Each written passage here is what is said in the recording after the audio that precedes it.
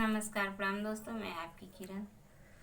भूखल बाड़ी ए बाबा तीजिया बरतिया जाए द बाबा ना हमके नदिया नहाए जाए द बाबा ना हमके नदिया नहाए जाए द बाबा ना।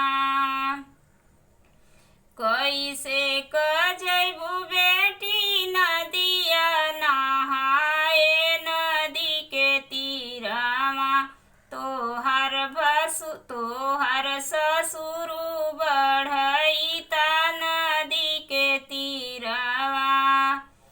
चिड़ैया बन के जइबा चिड़ैया बन के अइबा चदरिया तन के ना करब